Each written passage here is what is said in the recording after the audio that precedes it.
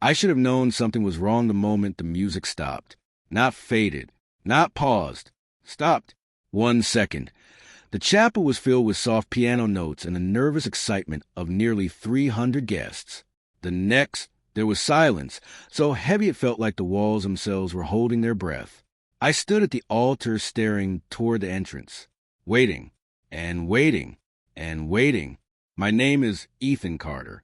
I was 32 years old, a trauma nurse who spent most of his life handling emergencies, broken bones, heart attacks, car crashes, panic, chaos.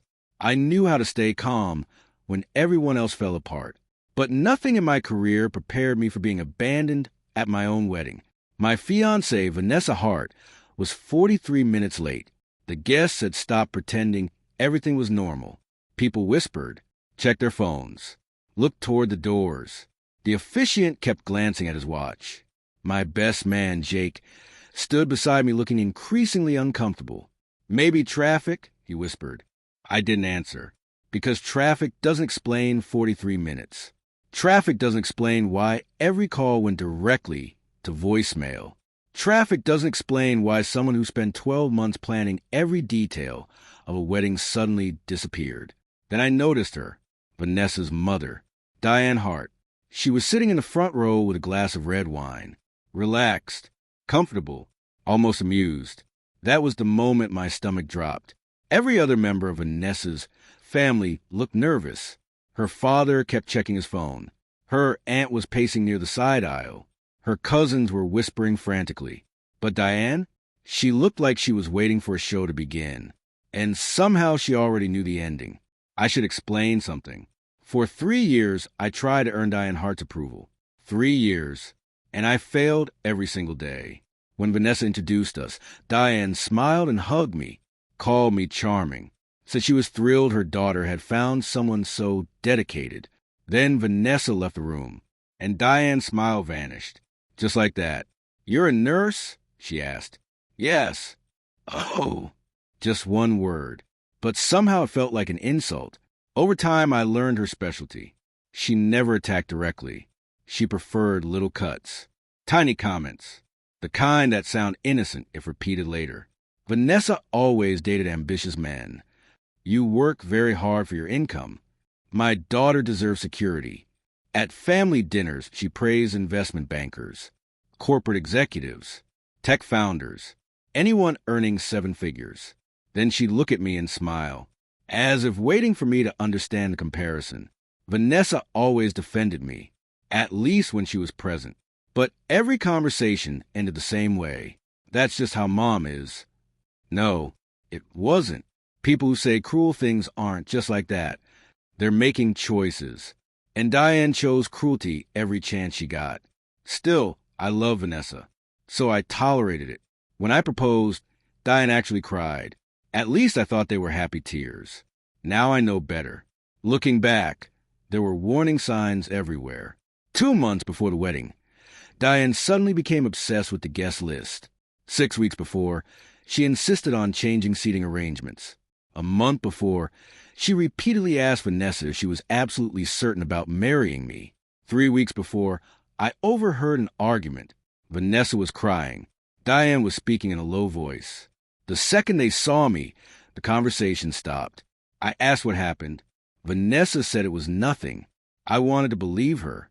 So I did, and now I was standing at the altar, alone, watching Diane Hart sip wine, while her daughter failed to appear. Then something happened. Diane slowly stood.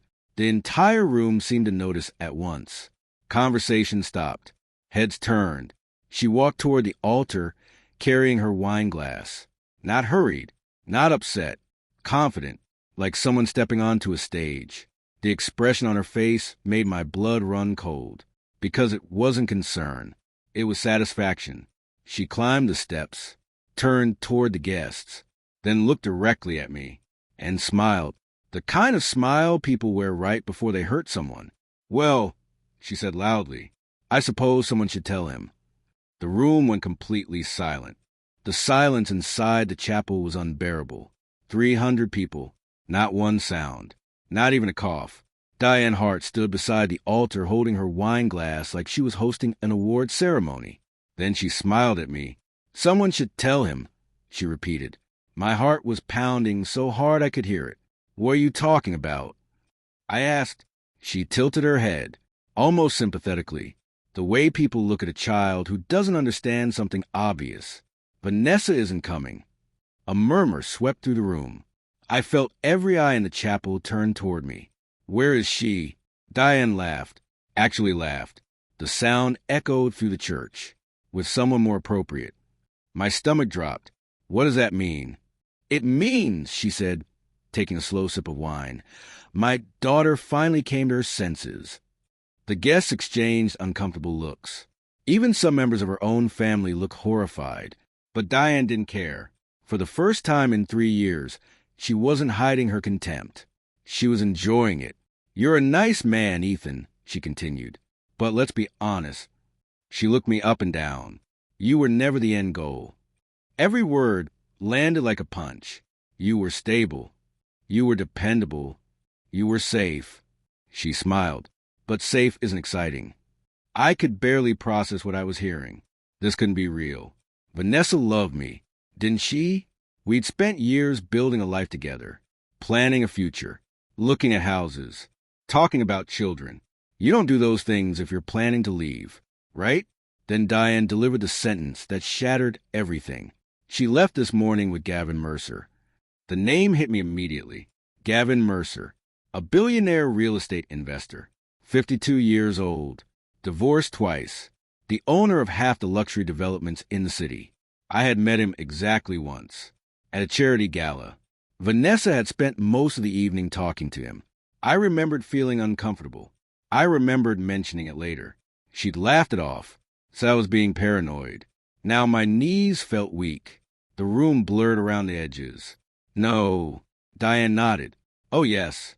Then she reached into her purse, pulled out her phone, and held it toward me. A photograph.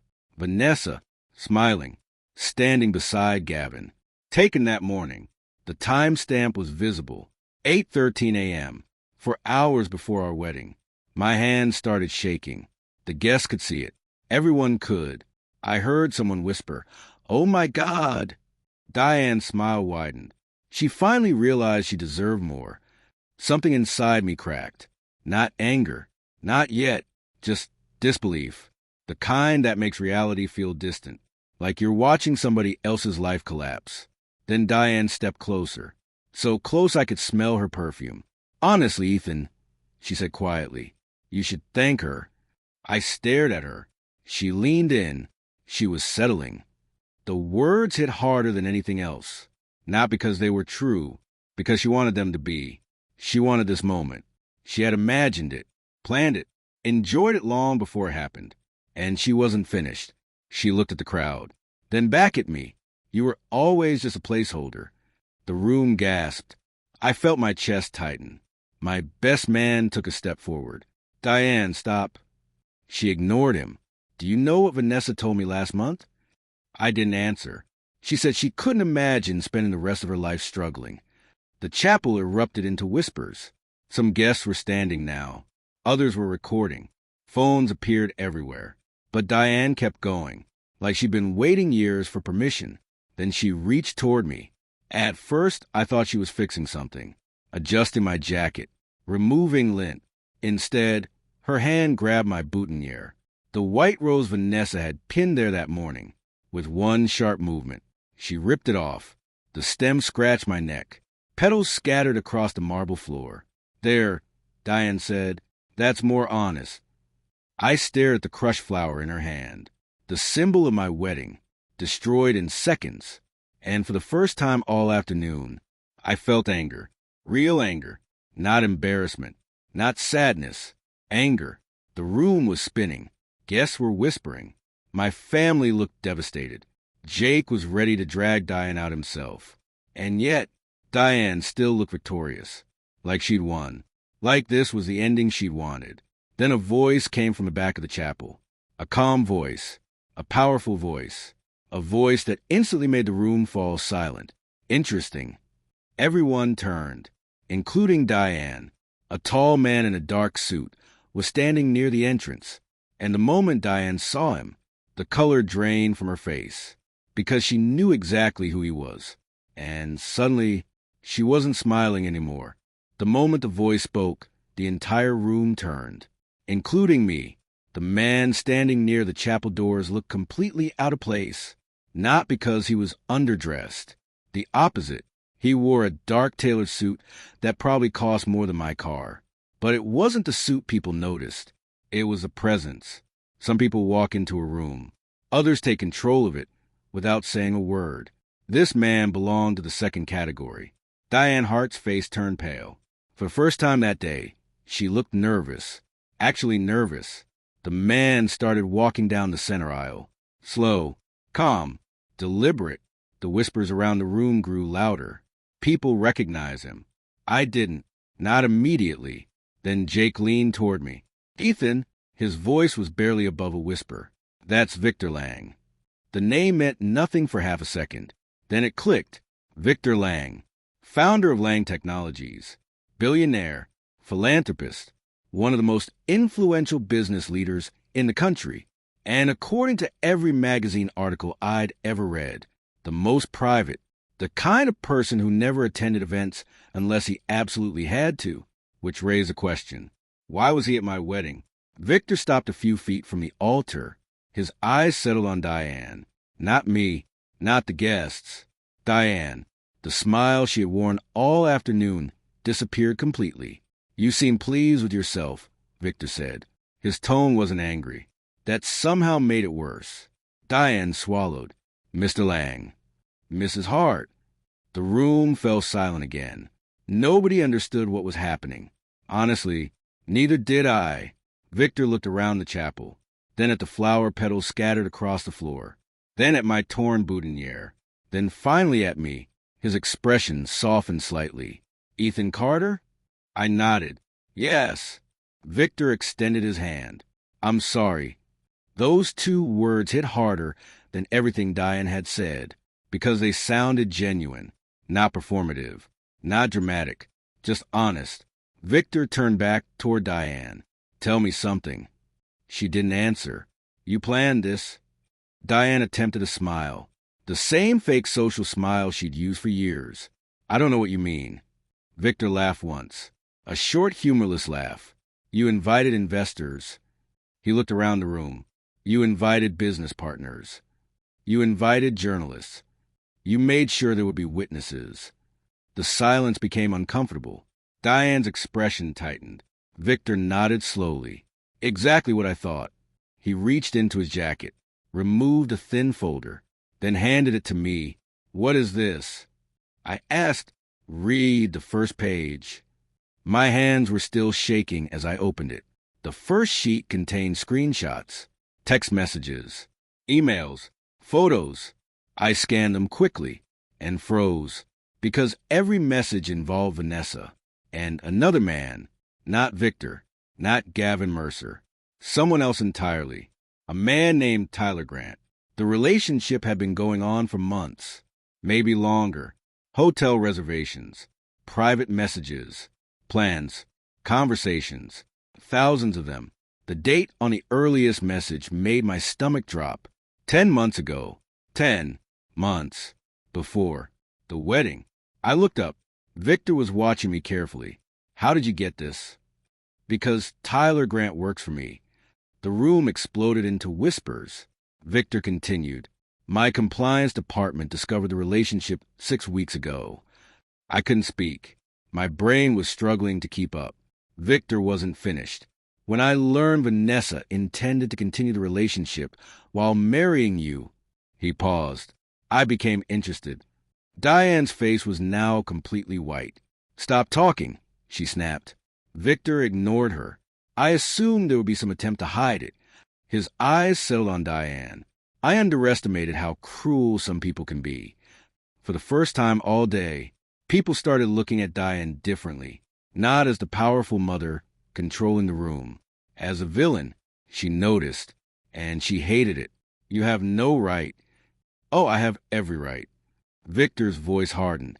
Because my company employs Tyler. And Because your daughter spent nearly a year lying to this man. He pointed at me. The entire chapel seemed frozen. Then Victor delivered the sentence that changed everything. Vanessa isn't with Gavin Mercer. Diane's eyes widened. The guests erupted again. Victor looked directly at me. She ran away this morning. With Tyler. The room went completely silent. And for the first time, Diane Hart looked terrified. The silence inside the chapel felt unreal. 300 people sat frozen in their seats. No whispers. No movement. No phones being raised. Nothing. Everyone was staring at Diane Hart. And for the first time all afternoon, she looked scared. "You're lying," she snapped at Victor. But the confidence was gone. Victor didn't react.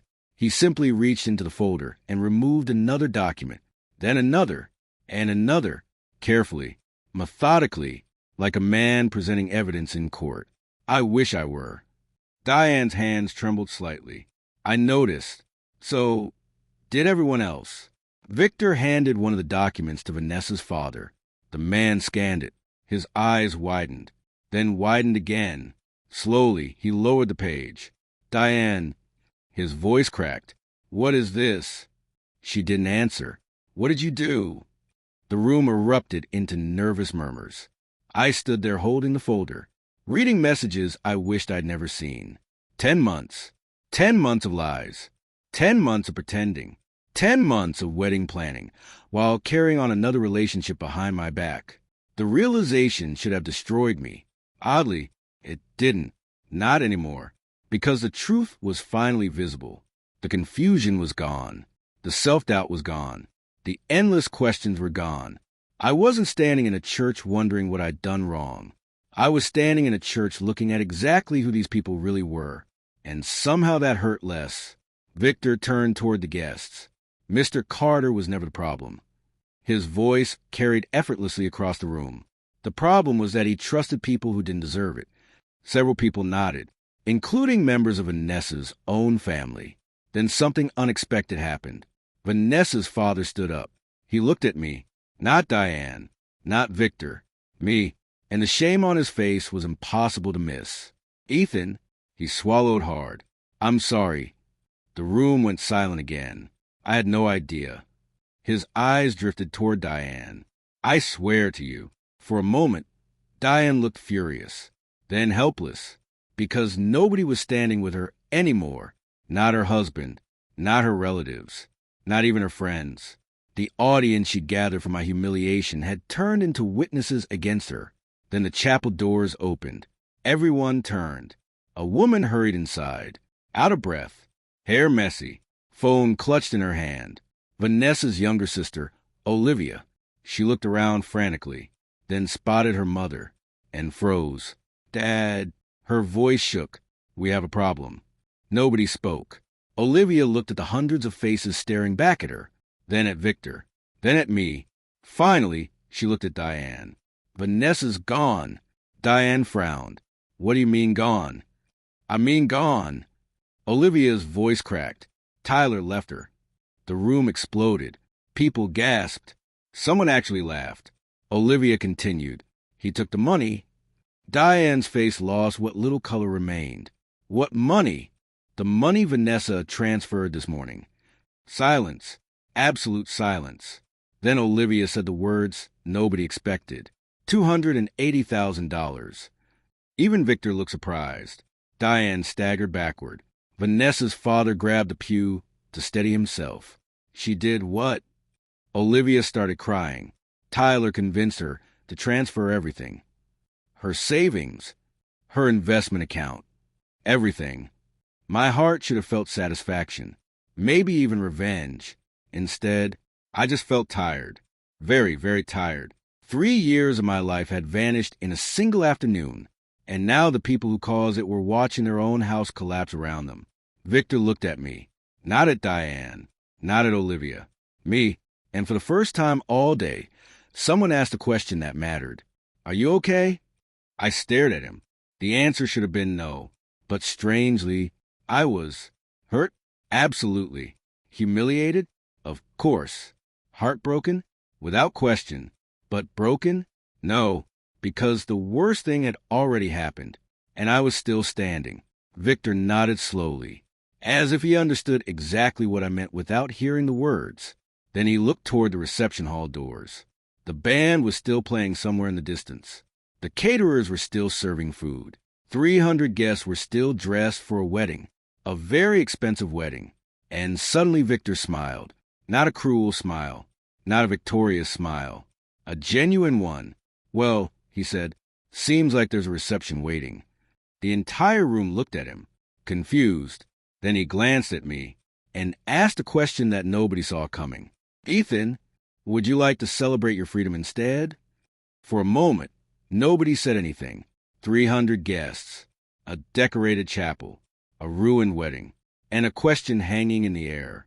"Would you like to celebrate your freedom instead?"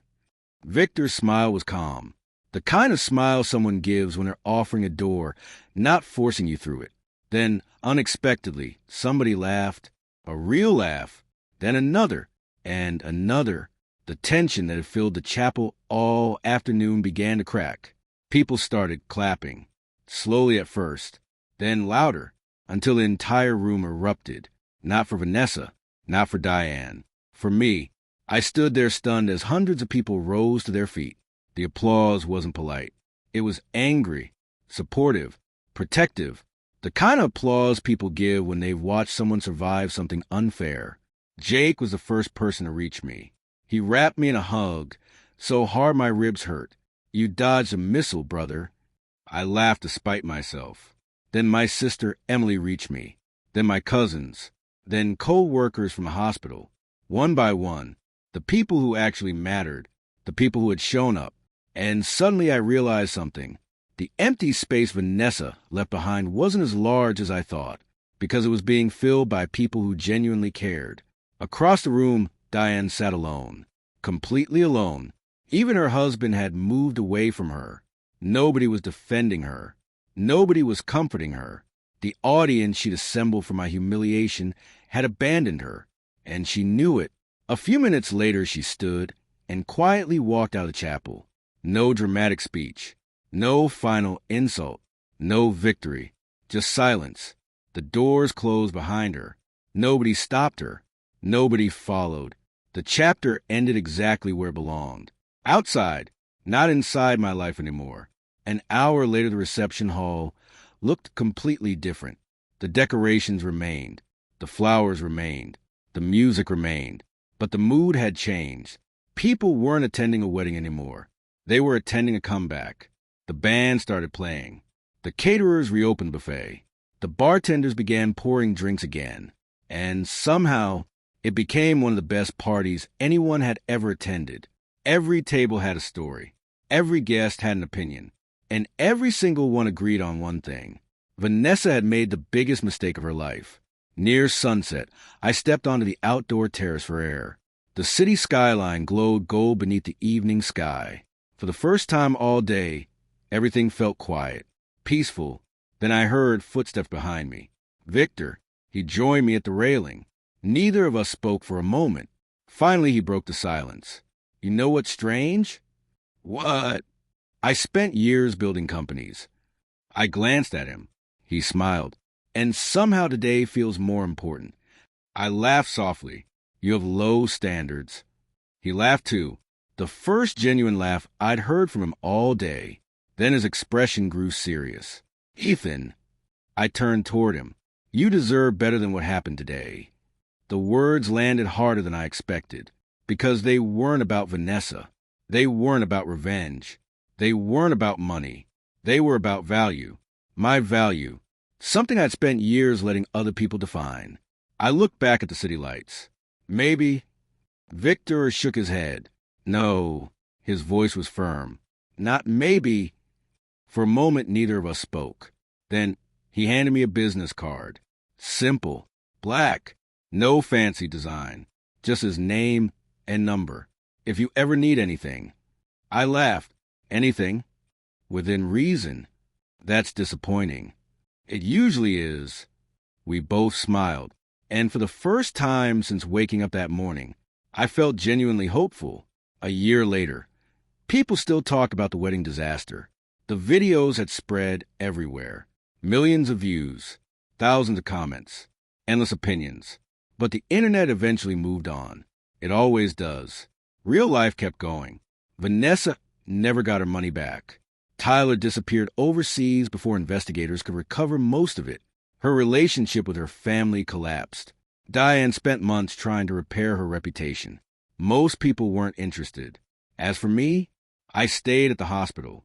I kept working trauma, kept helping people, kept building a life that felt honest. And somewhere along the way, I stopped seeing that wedding as the day my future was destroyed. Because it wasn't. It was the day I escaped the wrong future. Sometimes the worst moment of your life isn't an ending. It's a rescue. You just don't realize it until much later. And every now and then, when someone asks whether I regret that day, I think back to the altar, the silence, the humiliation, the betrayal. Then I remember walking out of that chapel surrounded by people who truly cared about me. And I give the only honest answer. No, because losing the wrong person turned out to be the luckiest thing that ever happened to me.